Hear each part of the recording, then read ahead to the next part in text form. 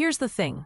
When Congressman Mike Johnson started questioning that witness about the sudden rise in minors seeking gender-affirming care, it wasn't just another hearing. It was a bold moment that cut right into one of the biggest debates in America right now: truth versus ideology. Johnson didn't shout, didn't grandstand. He just asked the questions no one on the left wants answered. Stick around, because what he said and how that witness responded says a lot about where this country's heading. Before we roll the clip, hit that like button and subscribe so more people can see what's really going on inside these hearings. Increasing among our children now, this gender dysphoria? Yes, the diagnosis has increased. I believe even from 2021 to current, there was a 40% increase. The other thing is that we've also had a proliferation of gender clinics. So 10 years ago, there was just maybe a few, and now all of a sudden there are tons of gender clinics with a really steep curve of surgical markets expecting to increase. So do you think social media has any role in this increase in gender dysphoria? Absolutely.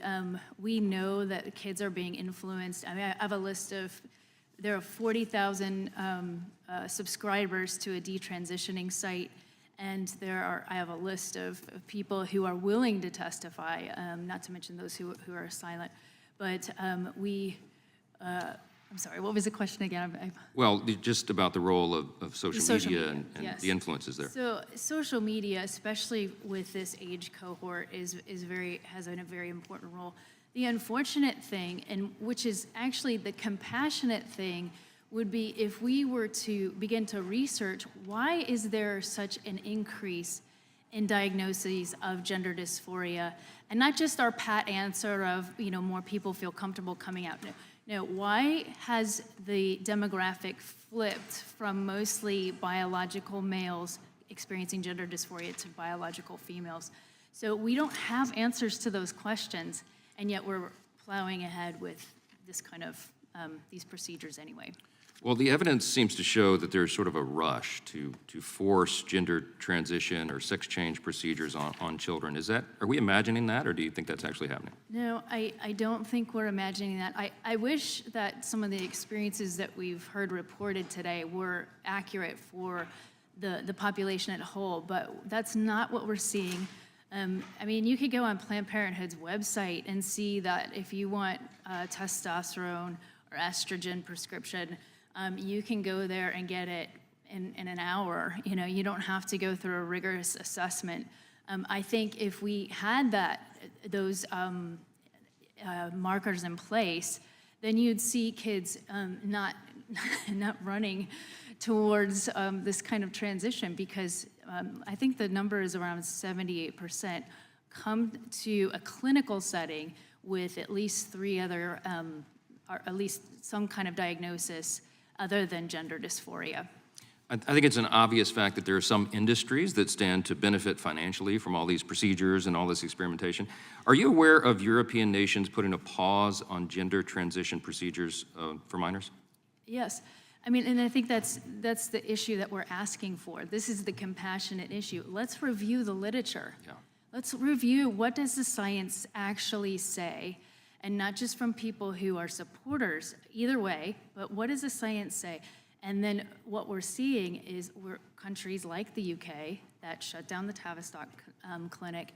You're seeing other countries like Finland, Norway, et cetera, that once they actually look at the science that's used to support these procedures, they back away from it because the evidence is actually very weak. And there's no reliable studies on long-term effects. We don't know. The longest one we have is Sweden, because it goes 10 years. And the reality is that a lot of people don't experience regret until like 5 to 7 years after they've gone through these procedures. I'll have more time for... All right, you saw it. Mike Johnson didn't attack anyone. He demanded clarity. And that's exactly what's missing in this entire debate. Every time someone asks for evidence or logic behind this explosion of minors seeking gender transitions, the other side starts using emotional buzzwords instead of facts. Johnson's question was simple. What's driving this surge? And the truth is, we all know it's not some mysterious natural shift. It's influence. Social media, activist teachers, and medical institutions chasing profit are steering vulnerable kids toward life-altering decisions they can't possibly understand. What Johnson did was expose that weakness. The witness couldn't give a straight answer because the numbers don't make sense without acknowledging the cultural push behind it. This isn't about helping kids, it's about controlling the narrative. So here's my take. If we can't have honest discussions about protecting children without being labeled hateful, something's seriously broken. Mike Johnson showed courage by refusing to play along. That's leadership we need more of in Congress.